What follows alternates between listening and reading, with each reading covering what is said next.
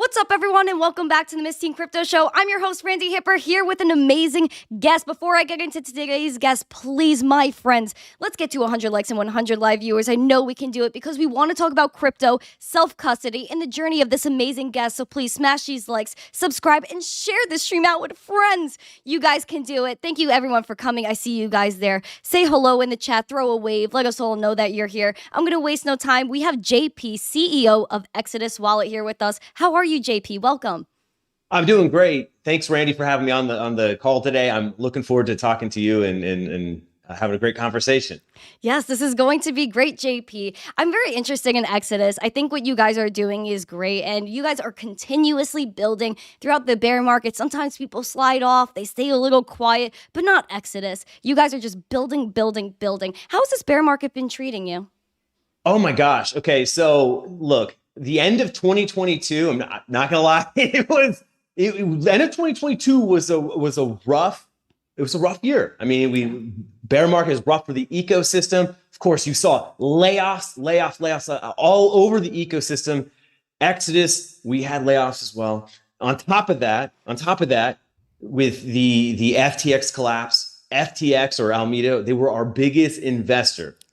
So that was a situation where it was like, oh my gosh, and we can talk about that later on the call. And so, yeah, ending 2022 was like, oh gosh. And if anybody told me in 2022 that we were going to end on a note of 2022 with these events and that in 2023, you're going to feel amazing, I would have said, no way, no how. But here I am today. We're having a conversation and I feel great. Wow. That's so bullish for me. Guys, I'm so bullish on JP. I'm so bullish on Exodus, and I'm bullish on Bitcoin in this space. But let's rewind a little bit. Let's go in our time machine, JP. Let's go back. Let's go back to college. What were you doing in college? Did you go to college? What did you think you were going to do with your life? Oh my gosh. Okay. So yeah. Okay. I feel like I should have a couch here and I should just get nice and cozy and just really let's do it. Yeah. Back in college, I started out in software engineering, computer engineering, electrical engineering. So I was really kind of in that nerdy technical space, but I was also had this sense, I'm like, I think that I can do more with instead of just building software for people, I can actually go out and build businesses and actually make a difference, right? And so I teamed up with somebody here in my local community, and we're like, hey, I know, we're 21. Let's go out and build a business that's going to focus on nightlife, right? Let's get all of these bars and clubs and get them, get them customers and traction and just really blow their businesses up. And we're going to have this website and all these sorts of things. And so that's kind of where my journey with business and software really started. Wow. And it's kind of emerged there, but it wasn't until fast forward. And this was to kind of put times on this. This was 2006. I discovered Bitcoin in 2011. Wow. And when I discovered it, it was like, okay, I'm building a different business this time. And this time I want to build a business where we're gonna sell this data online. We're gonna do we're gonna sell this cool stuff online. And what I learned was that to go and set up a merchant account with PayPal, do all this crazy stuff, it was a pain in the ass. But then I discovered our great friend Bitcoin, and I didn't know at the time, right? It's like I had no idea at the time, like, this Bitcoin thing, what is this thing? Oh, I can take payment from anybody in the world? Wow. And that's when I started down the rabbit hole of like really learning all about Bitcoin. And it's like they say, like, come for the money, stay for the revolution. Like, yes, that's kind of what got me. Whoa, 2011 finding Bitcoin. What did you have to do to buy Bitcoin? Were you accepting Bitcoin as payment at that time? Okay, so I never went down. So I'm like, this business no longer interesting. Bitcoin, super interesting. What do I need to do to just like really dial into this? Now, in 2011, the only place that you could buy Bitcoin was through Mt. Gox. And that was just a big pain to do, to buy a Mt. Gox. Figure out, you got to use like your Liberty dollars, I think is what people were doing. They were transferring money down to, I don't know, somewhere to do their Liberty Dollars. And so, no, I didn't buy in 2011. I didn't buy in 2011, unfortunately. But it was around 2012, I think late 2012, when I started buying into Coinbase's credit. That it was them who was the first. It was like, we're going to make it easy so that you can connect, your bank account and then buy crypto or buy Bitcoin from Coinbase. And that's when I started. But it was just at this time, it was like you'd go to their website and that was it. And so I'm like, okay, we've got to be able to do more with this. And so that's kind of what got me closer to where I'm at today. Wow. So you felt the use case for Bitcoin, but it wasn't accessible to you at the beginning. The convenience just wasn't there. So you kind of drifted off. What made you kind of revisit and go back to Coinbase? Were you like completely turned off from Mt. Gox or? Yeah. Oh, Mt. Gox. Okay. So no, because Mt. Gox, you could, like I said, to actually buy Bitcoin in Mt. Gox, it was just craziness. It was absolute craziness. Like you had to throw salt over your shoulder. You had to do all kinds of crazy stuff to actually get that Bitcoin. And so, like I said, it was Coinbase was the first ones where it was like, okay, they've made it at least a couple steps easier.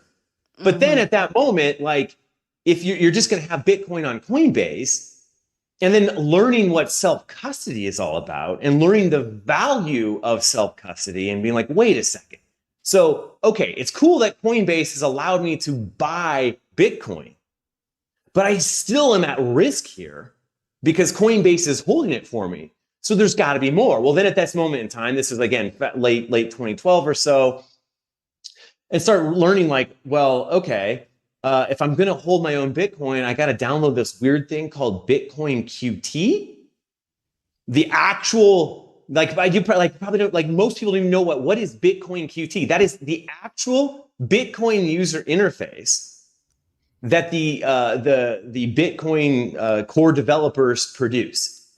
Stop. That's crazy. Yeah. And most people don't use it because you have to download it on your desktop and you have to download the entire blockchain, and it's just a big pain. Once again, back to accessibility and convenience. So at this moment, I'm like, okay, I'm going to build a mobile wallet for Bitcoin only, and it's going to be called Coinbolt. So that was the name. Coinbolt? Yes. I love that. If anybody, any listeners, you can search Coinbolt in Google Images, and you will probably see the worst looking wallet in the world. And this was so fast forward to 2013, 2014. I'm like, I'm going to just completely dedicate my business career to this. I'm going to focus on this exclusively. I was trying to raise money in 2014, and people were telling me like, you're not going to be able to monetize a wallet. That was the thing I was told over and over and over again. You will never monetize a wallet. I'm like, but the wallet actually, it has like people's money in it. There's if I have money in a mobile wallet, like I should be able to find some way to monetize. It didn't matter. Coinbolt never got any traction. It like literally never got any traction whatsoever. And of course, like I said, if you look at it and be like, well, no surprise you didn't get any traction. It looks terrible. So it's not a surprise. So that's kind of what got me even closer to the journey of where I'm at today. So 2013, 2014, you were making a wallet. When did the BIP 39 standard come out? Wasn't that 2013, 2014?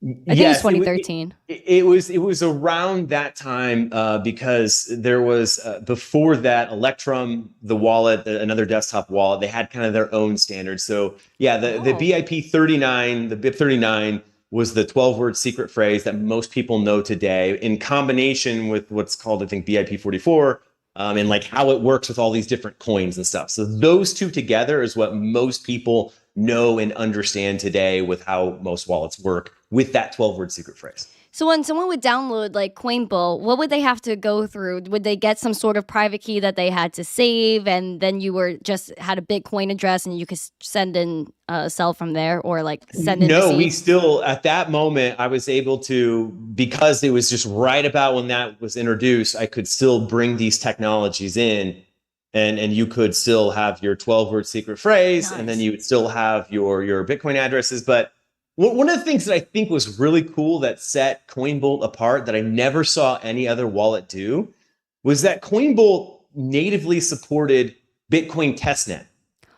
And so a lot of people don't know what Bitcoin Testnet is if you're not a developer, right? So what Bitcoin Testnet is that developers will use the Bitcoin Testnet to actually test features as if they were using real Bitcoin. So it's like, it actually is kind of like real Bitcoin. It's its own separate network that has its own separate rules. And you can still use the network and you can test new things on the Bitcoin network. That's sick. So, yeah. So what I thought was really cool, what I did is I created this silly website called the Bitcoin, like I think I'll call it the cat store or cat shop. And you can kind of think of this as like a weird precursor to NFTs, because what you could do is you had this list of cats. And I picked cats because I thought, like, at that moment, I'm like, oh, weird developers, they like cats and they're going to think this is funny. So I'm going to pick cats, and I had names for all these cats, like Patches and Fluffy, things like that, right? And so you could take Coinbolt, you could go to this weird cat store, and you could be like, I'm going to buy Patches, right? And you scan the QR code, and you'd buy Patches, and you would do it with Testnet Bitcoin, so you could feel what sending and receiving Bitcoin was like without actually having to do it with real Bitcoin. Whoa, that is so sick. That's like a pre-Bitcoin ordinal. Like, that's so sick. To some degree, it is kind of, yeah. Whoa. Basically, they would go on the website, buy this NFT, NFT or like this cat, and it would just be like, it's like paper trading almost. It was like paper Bitcoin. It was like, yes, you bought the cat, you bought it with the Testnet Bitcoin, and you could be like, oh, cool, I bought Patches or whatever, and then you just had you had more of an intuitive sense of like, if I'm going to use Bitcoin to buy things online, this is how the experience would feel like, and you could do it with no risk. And so, like I said, that's how it started. But again, I didn't get any traction whatsoever on Coinbolt, on the Bitcoin cat store. I got no traction on it. That's such a whatsoever. shame. You were really one of the first wallets then. Like, as the standard was coming out, you were there for it. But unfortunately, like, I think that's what has to happen sometimes. Like, you face one thing and then you kind of just move on, and then you come up with something better. And obviously Exodus is obviously something that succeeded, but you actually were creating a business. You said 2006 is around when you started one of your businesses, and you went through the 2008 crisis as well and still continued your business and wanted to become an entrepreneur after that. Why did you want to go and be an entrepreneur full time after the world kind of went through something so crazy only a few years prior?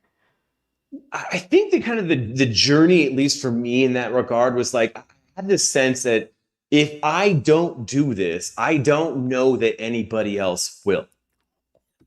And so that's what it is. Like, it's not like I want to necessarily do this. In fact, like, when I was a software engineer for a period of time in my career, like just being a software engineer and kind of moonlighting businesses, like, there's a degree of comfort in that. Like, I'm gonna write some code and that's that. But actually believing, like, wait a second, if I don't actually go out there and do this, I don't know if anybody else is gonna do this. So I need to go do it.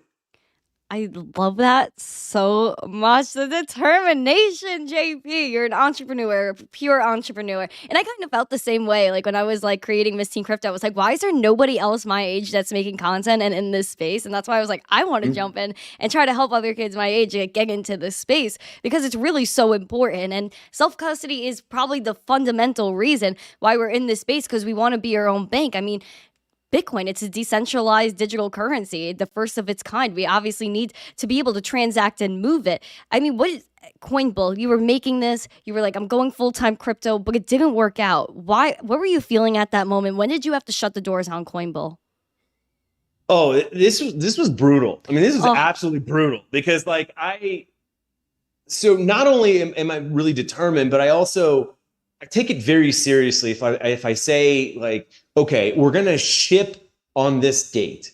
And even if I don't say that to anybody, but I say it to myself. If I say, okay, I'm going to ship. So I remember this Coinbolt. I'm going to ship version 1 of Coinbolt on whatever date it was. And when I say a date, it's just like I hold it to like this is the word that I gave, Yes. and I have to stick to it. I have to stick to it regardless of anything else. And so this was, I don't know, fast forward a week before whatever that date was, I don't know, August of 2014 or whatever it was, right? And I remember I just actively just rejected sleep. I'm like, I'm not sleeping. I'm not sleeping at all. And this was not healthy. This is a terrible thing to do. Terrible, terrible thing to do. Those that work with me now know like how much I value sleep, exercise, fitness, health, the whole thing. But at that moment in time, it's like, I got to do whatever I need to do to be successful to make this date happen. So I rejected sleep. I actively drank coffee, drank Red Bull. I mean, just like my dad, like in college when you have like a mountain of beer cans or whatever. Well, I had like a mountain of Red Bull cans, right? Just stacked up on my desk. And that's all I was doing. And I got closer and closer to that date. And I just remember I woke up and I felt terrible, absolutely terrible. And my chest hurt, everything. And my wife said to me, she's like, "Oh, you don't look good." And she went off to the gym or whatever. She came back and I just remember I started walking and I just collapsed. So she's taking me to the hospital, the ER, and they did a bunch of tests on me and my heart and everything. And the doctor's like, "Look, your heart's actually fine. Just get some sleep and lay off the Red Bull and stop drinking Red Bull." And that's when I was like, okay, I need to kind of rethink everything. And that was kind of one of the big stumbling blocks. But again, even fast forward after that, there was still kind of try, almost no traction. And then I had to rethink my approach. What did you do after coinbolt? That you were just like were you trying to do more wallets, or were you kind of trying to like develop on Bitcoin or just do type of other things in the space? No. So, okay. When I was working on coinbolt, this is about the time I met my co-founder, Daniel Castanoli, co-founder of Exodus. So he has the design expertise of Nike, BMW, Louis Vuitton, Apple, Disney. Like this Very dude bougie. has done, yeah, he's done it all in terms of design expertise. And he also has a business acumen as well. And so I met him and so we just it was early on, just kind of he was working on a crypto project as well. And I was working on coinbolt. And then over time, it was like, okay, coinbolt's not going anywhere. And what happened was, this was like, I don't know, sometime in 2015, I remember this distinctly. I'm sitting on my couch and I'm just wearing these big baggy sweatpants and I'm watching Schindler's List, right? And here I am, I'm watching Schindler's List. I've got my laptop open and I'm trading crypto. And I don't remember which I was trading crypto and I think I made like maybe a few $100 or something like that. I'm like, this is fun. This is fun. But it's still back to like the only way to actually trade crypto is to do it on exchange. Exactly. And so I was talking to Daniel and I said, Daniel, I'm like, dude, he was like trading crypto too. I'm like, but we have to risk our money on exchanges and, and he values self-custody. I value self-custody. It's like, if we don't want to do it on an exchange, we have to download all these wallets. So let's say if I have, Bitcoin and I want Dogecoin, I had to download a Dogecoin wallet, download the entire blockchain. That takes so long. It takes days. Does. Days. It absolutely does. And so we thought, well, what if, okay, number one, people, when they're trading, this time frame again, it was early 2015, mid 2015 or so.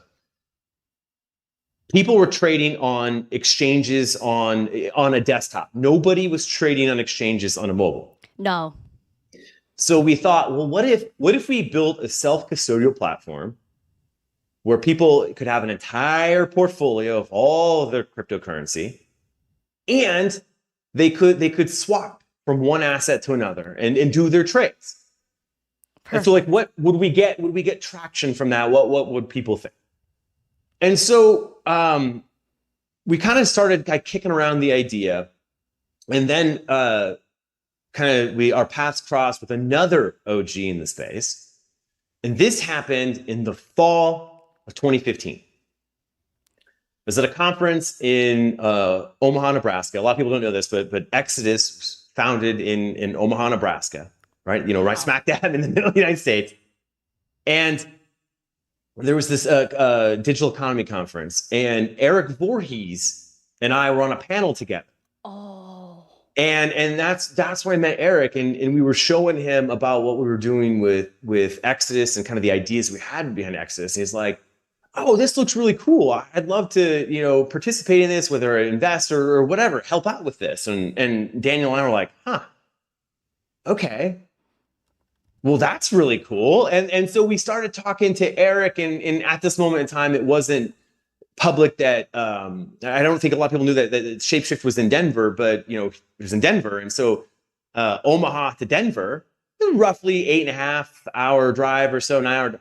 And so we were just like, we'll drive to Denver. And so we would get in our car, we'd drive to Denver, meet with Eric, meet with the team, kind of show them what we're going to, and then we would drive on back the same day because we just didn't have the money. Yeah.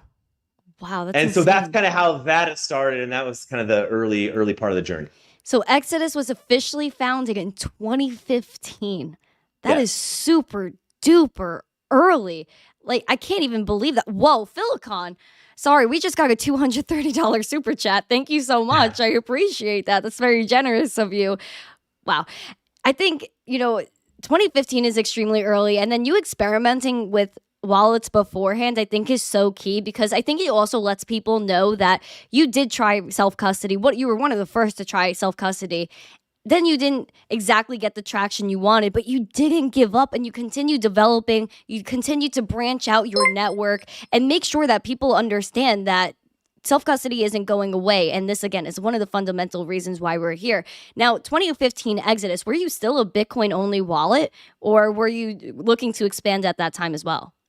The very first release of Exodus, and then this was the first very early test preview release of Exodus, was on December 9th, 2015.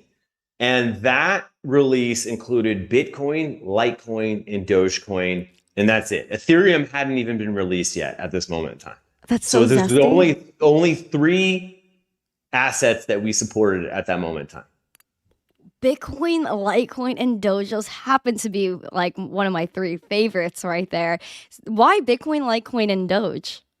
Because if you look back at the top market cap, I believe, let's see, Bitcoin obviously number 1, Litecoin, I'm 99% certain was number 2, and Dogecoin, it may not have been number 3, but it was kind of seen as a more of a fun kind of meme coin, and I regret that. Around this time, I was a multi-Doge millionaire at this time, multi-Doge millionaire, which at the time was only maybe, I don't know, a few $1,000s. Yeah, not much. And if I had just held on to that Doge, if I just held on to it, oh my gosh! You paper-handed JP? Yes, I did. No, I had the lettuce hands. I know it's a terrible story. I know it is. This is defeat, and a big L right here for that one. I had the lettuce hands on that Doge. Why JP? Why? I know. It's so disappointing. And if I held on to that Doge, I would have millions of dollars in Doge today if I held on to that. But here's the thing. Anytime a person makes a mistake in life, right, you always learn something. Absolutely. And so the big thing that I like to share about this, Lauren, is never ever sell 100% of your stack, ever. And that was the time where I sold 100% of the stack, of the Doge stack, and I shouldn't have. I should have maybe 50% at most, and just held it just as the weird meme thing. Who would have guessed that it would eventually become the Twitter logo? Come on, nobody would have bet that. No, not at all. Could you imagine? And people thought Elon Musk, he wasn't going to make it at that time as well. People thought Elon Musk was a joke. And now Elon's the richest person in the world, launching rockets into space, making EV cars. And doing things with Doge and Twitter and essentially taking over social media and being like the face of free speech. So I really think like everything is not expected. If you look at like in 2019 that the world was going to shut down and people would be flocking to Bitcoin and now countries are fleeing the US dollar, like if you said all of these crazy ludicrous things 3 years ago, no one would believe you. But I think that's what's like so great about the world in a way, is that nothing like stays the same and that there's change, and probably some of the best ways once in a while. Bitcoin is probably the best change that we could have in this monetary system ever, because nothing's guaranteed to you, JP. Absolutely nothing. So you taking this into your hands and being like, if I don't do this, who will, is very, very, very commendable. In my eyes, I have a lot of respect for you. Like being able to say, I'm leaving my full-time job, I'm going full-time in crypto, and just keep going until you succeed. Not a lot of people are willing to do that. Not at all. Well, like I said, sometimes if you have this vision, you have to just be relentless to do whatever's necessary to make sure that it comes to reality. And in terms of Bitcoin, like, look, if anybody, I'm a fan of a lot of coins out there, but if anybody's like, JP, you can only pick literally one asset, and you cannot, between dollar, Bitcoin, gold. I'm not that anybody really buys gold, at least in the crypto. I mean, I'm sure some do, but not many people don't. But like Ethereum, whatever it is, if you can only pick one asset, I would pick Bitcoin every single time. Yep. And some of the best founders say that as well. I mean, even the creator of Litecoin said you should buy Bitcoin first. And I think, like, obviously, why not? Because there's only 21 million Bitcoin that are ever going to exist, right? And how many people are in this world? Billions. So there's going to be a race for Bitcoin. But at least if you store it properly in your wallet, like Exodus, you will be safe. You will be safe from everyone. I mean, listen, JP, 2015, you created Exodus and it took off. And now you guys are probably one of the most successful wallets in this space. And in my eyes, one of the best wallets in this space because of so many things that you guys are willing to do. I know you guys said didn't you say you were going to do more with Litecoin, like implement MWeb or something like that? I think you guys said, or I don't even know, but I know you guys said definitely you were doing things with Cardano, a bunch of other blockchains. Why are you willing to expand your horizons and work with different blockchains and different coins? You expanded from Bitcoin, Litecoin, and Doge, obviously. Why did you continue to do that? Yeah, because here's the thing. It's like, we see all of these other assets, all of these other coins, all these other layer ones as a place for experimentation, right? Every coin has a different angle to it that we think there's a potential that coin may be the coin for whatever it is, right? So if we look at, let's say, like Ethereum, and if we go back to Ethereum back in I think 2019 or 2020, right? And it's just like Ethereum, there weren't many Ethereum, actually there weren't no Ethereum L2s at that moment in time. And so then the gas fees of Ethereum to send one Ethereum transaction, it actually made this in 2021, but it was like $100 to send an Ethereum transaction. And that's just crazy because what we think about is, we think about like, how can you create a mainstream experience, right? We talk about that here in a little bit. But for a gas fee, a transaction fee to cost $100, that's insane, right? So then here, all you have over here, you have this other coin coming up. It's called Solana, right? And Solana, all of a sudden, it's like, we can be the most performant layer one, and they did a hell of a job capturing a lot of market share for a period of time. And look, they get some hard time for, sometimes their nodes go down or whatever. But the fact is that they are experimenting and they're saying, we are going to be good at the one thing and the one thing that matters most. And that's the performance of the layer one. And so you have all of these experiments happening all around the crypto ecosystem. And I think that as a wallet, we're not here to pick winners and losers. We're here to say, look, if you want to hold that coin, you want to participate in that coin's ecosystem, we want to help you do that. Yes, do some of us have favorites personally? Like, yes, do I like Bitcoin the most? I do. I do like Bitcoin the most. But I still like Ethereum. I still like Solana. I still like Algorand. Our stock's tokenized on Algorand. There are so many different coins out there that have value and benefit outside of just Bitcoin. And that's why we wanted to help provide the solution for people. Beautiful. So well said. it's not up to you guys, the winners and the losers. You just want to give people accessibility to be able to take part in the decentralized financial ecosystem. And I think that's key. I think being able to open up to people is really great. And I even saw someone in the chat said that you're the only wallet that they use on Windows. So you do have a mobile wallet, which is something you really wanted to achieve, but you also have Windows. Are there any features that are different on Windows compared to the mobile in case people want to play around? Well, so we started in the world of the desktop wallet, right? So yes, that meant Windows, Mac OS, and Linux, right? That's where we started. And then we didn't get any kind of traction. Like, even though we released the very first early test version in 2015, our actual version 1 did not come until July of 2016. But we didn't get traction all the way until about March of 2017. Wow. And then we didn't release our mobile version all the way until this was 2019. Whoa. So this was an evolution for you. Yes, absolutely. I really like that. So to answer the question, though, in major some of the key differences that people might want to know about is that first, the obvious, like you take your portfolio on the go with the mobile, right? That's obvious. But outside of that, Exodus Desktop does not have a direct connection to the world of Web3. So what that means is that if you're a lot of people have heard of like Uniswap, right? And so, or Aave, right? So Uniswap allows you to swap assets. Aave allows you to go take a loan out on some of your crypto assets. So Exodus Desktop does not have a way where you can connect to these services, where Exodus Mobile does.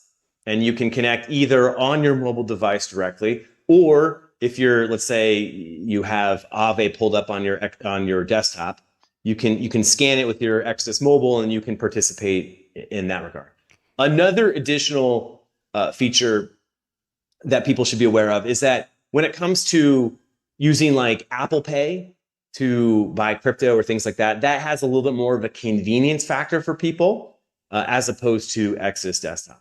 But Exodus Desktop has one core thing that people might want to be aware of, is that you can plug your Trezor hardware wallet into your computer, and then you can view your hardware wallet portfolio on your Exodus Desktop and then send transactions using a Trezor on your Exodus Desktop. Now you can still view the mobile the Trezor portfolio on the go, but you can't send from your Trezor on your mobile phone because you can't plug it in. Yeah.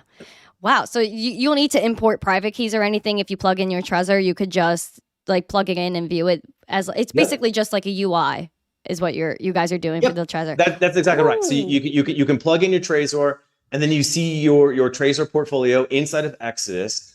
And then you can send or receive your transactions. And if you send, of course, on the Trezor, you have to approve it and validate and that sort of thing.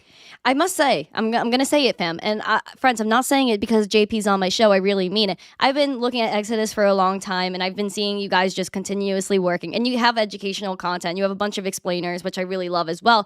But when I go on the app, it's pretty. And I know that sounds like so silly to say sometimes, but it really is the truth. Like you were saying, like your coinbolt, it wasn't exactly like the prettiest wallet. People wanted something accessible. And I think especially with Gen Z, we want something that you go on the app, it looks cool, it looks futuristic.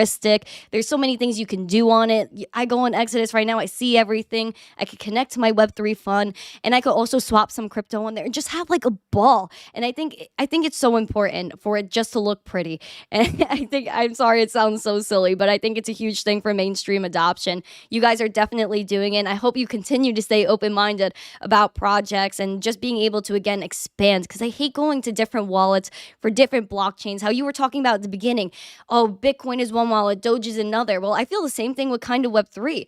ETH is one wallet, Solana is another wallet, Cardano is another wallet. I just want one wallet, man. And you guys are helping me make it simple. So thank you so much. How do you feel about the future of Bitcoin, the future of cryptocurrency, and the future of self-custody as well, because this aligns so much?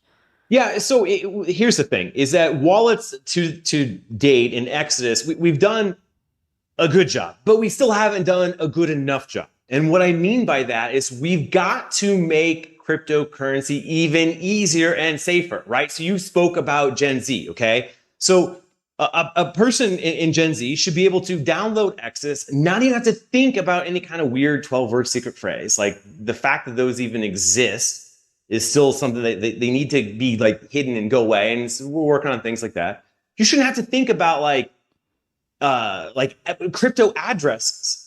Like, and I get it, like there's things like ENS and unstoppable domains and stuff, but they're still a little technical and it just needs to be simplified. It's like, look, I have a contact, I have, somebody in my contact list, I want to send them crypto, boom, done, right? It should just be simple, right? And I shouldn't have to think about like, oh, is this Ethereum layer 1? Is this Ethereum layer 2? Which layer 2 is it? I don't know. Like it just shouldn't matter. It's like, look, I just want to buy some crypto. I want to buy some Bitcoin. I want to buy some Ethereum or whatever. Or I want to participate in whatever the DeFi thing is. Like, let's say I'm into NFTs, right? Like I should just be able to go Apple Pay, buy the NFT and not think about the complexities of crypto. So that's what needs to happen, is that all of these things need to be simplified and just made very safe for people so that you don't have to worry about any of it. And so that's where our mind is at. It's like, at the end of the day, how do we make it so easy that the mainstream can just pick it up, get into crypto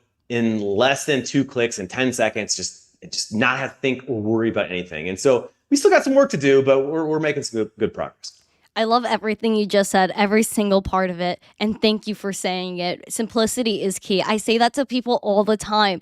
I look at certain DeFi platforms. It's just too complicated sometimes, even for me. How do you expect a newbie to come in, especially someone that's younger? We want instant gratification. Mm-hmm. That's Gen Z. We're scrolling on TikTok. Our attention span isn't more than 7 seconds, right? So we need something that's easy. Like you said, 2 clicks. And I'm rooting for you so much, and I know you guys are going to get there. So thank you so much for telling me about your life, how you got to where you are now. I think your story is so interesting, and I just love your persistence, your consistency, and your absolute passion for the space. I feel you so hard on that. Do you mind sharing where everyone can follow you, where everyone can follow Exodus, and where to download and everything like that? That would be absolutely great. Yeah, so you can find Exodus at exodus.com, and you can find me on Twitter at twitter.com/JP Richardson. All right, awesome. Let me just drop those links into the live chat. We have exodus.com right here, my friends. Please look at that, exodus.com. We also have at JP Richardson. And then in his bio, you could follow Exodus at Exodus_IO. I have all these links in the live chat and in the description if you guys want to take a look after. I want to shout out Philicon one more time. He actually gifted 100 memberships and sent me a few hundred to my wallet for a direct super chat. So thank you so much, Philicon. I appreciate you so much. I appreciate the community. Thank you, everyone who came today. Have a great day, fam. I'll see you guys tomorrow for the Daily Zest at 12 p.m. Eastern. I hope you guys learned a lot today because I really did. And I'm so bullish on the future of Exodus. I'm so bullish on the future of crypto. Everyone follow him. Have a great day. And as always, stay zesty. Peace.